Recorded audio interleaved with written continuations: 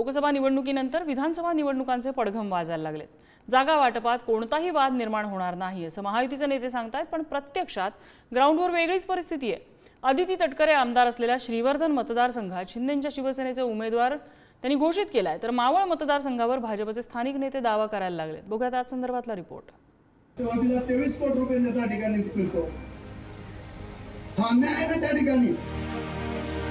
खो खो सारखा खेळ त्या ठिकाणी खेळू नये। एक दुसऱ्यावर बोलला की दुसरा त्याच्यावर बोलतो।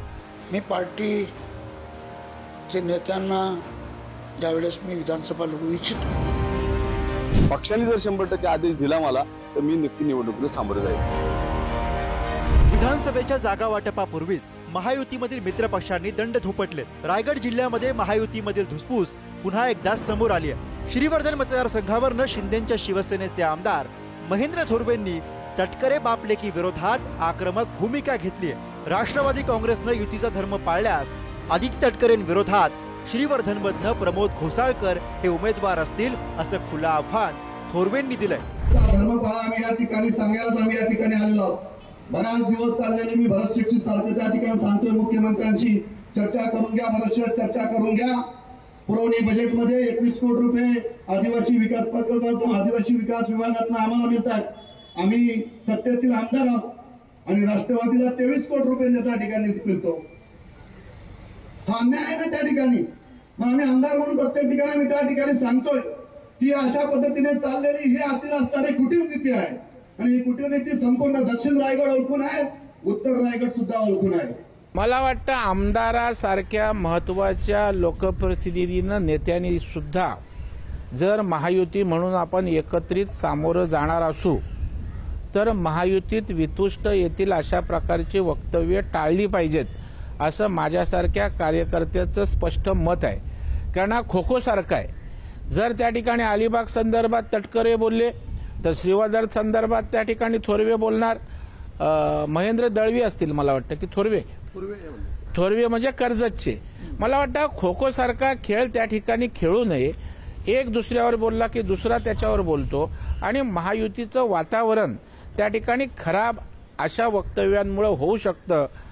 कर्जत विधानसभा मतदारसंघात शिंदेंची शिवसेना आणि राष्ट्रवादी काँग्रेसमध्ये कुरबुरी सुरू आहे। अनेक प्रयत्न करूनही पक्षांतर्गत वाद थांबण्याचे चिन्ह दिसत नाहीयेत। लोकसभा निकालानंतर हा संघर्ष आणखीनच उफाळलाय। कर्जत मतदारसंघात सध्या शिंदेंच्या शिवसेनेचे महेंद्र थोरवे हे आमदार आहेत। रायगडच्या कर्जत विधानसभा मतदारसंघातून राष्ट्रवादी काँग्रेसकडनं चाचपणी सुरू आहे। कर्जत मतदारसंघातून राष्ट्रवादी काँग्रेसकडनं सुधाकर घारेंचं नाव चर्चेत आहे। कर्जतमधून राष्ट्रवादी काँग्रेसनं तयारी सुरू केल्यानं आमदार महेंद्र थोरवे संतप्त आहेत। श्रीवर्धन मतदारसंघातनं अदिती तटकरेंविरोधात प्रमोद घोसाळकरांना उमेदवारी देण्याची घोषणा केली गेली आहे। आमचं केंद्रीय नेतृत्व आणि तीनही जे देवेंद्रजी आहे, एकनाथजी आहे, अजितदादा बसून निर्णय करतील। आमचा महायुतीचा निर्णय होईल, योग्य निर्णय होईल आणि महायुतीचं सरकार महाराष्ट्रात येईल।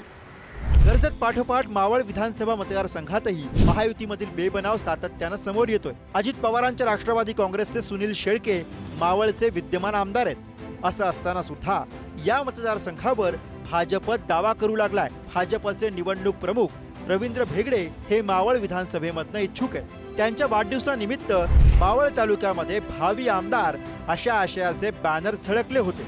त्यामुळे भाजप आणि राष्ट्रवादी काँग्रेसमध्ये येणाऱ्या विधानसभा निवडणुकीत कलगीतुरा रंगण्याची शक्यता वर्तवली जाते।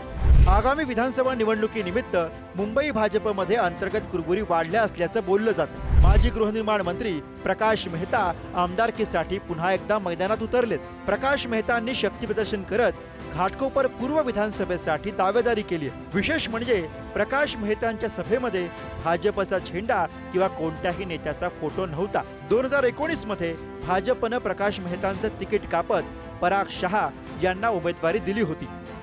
आणि समाज, कार्यकर्ता आणि संघटन या सर्वांचा मनाची भावना त्या लोकांनी माझ्याकडे व्यक्त केली की आपण पण निवडणुकीत उतरावं। मी पार्टीचे नेत्यांना ज्यावेळेस मी विधानसभा लढवू इच्छितो आणि पार्टीने अनुमती दिली तर मी लढणार। महायुतीमधील जागा वाटपापूर्वीच नाशिक जिल्ह्यातल्या दिंडोरी विधानसभेसाठी राष्ट्रवादी काँग्रेसनं आपला उमेदवार घोषित केला। विद्यमान आमदार नरहरी झिरवाळ हेच उमेदवार असल्याचं प्रदेशाध्यक्ष सुनील तटकरे यांनी जाहीर केलंय। त्यामुळे नरहरी झिरवाळ शरद पवारांच्या राष्ट्रवादीत जाण्याच्या चर्चांना पूर्ण विराम मिळाला। मात्र दिंडोरी विधानसभेत आता झिरवाळ पितापुत्रांमध्ये सामना रंगण्याची शक्यता आहे। इथले उमेदवार घड्याळाच्या चिन्हावरतीच 100% निवडणूक लढतीलच असा शब्द आज या कार्यक्रमाच्या निमित्ताने करतो। मी नाव नाही मुद्दाम एवढ्यासाठीच घेतलं की तुम्ही मला विचारलं पाहिजे नाव घ्या। लग्न झाल्यावर भगिनीला कसं म्हणतो नाव घे म्हणतात की नाही, तर नाव घ्या।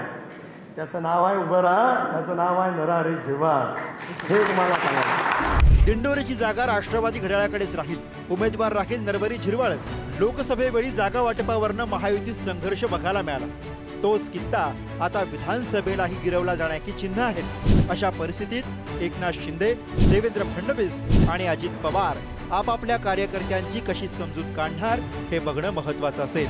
ब्युरो रिपोर्ट, पुढारी न्यूज।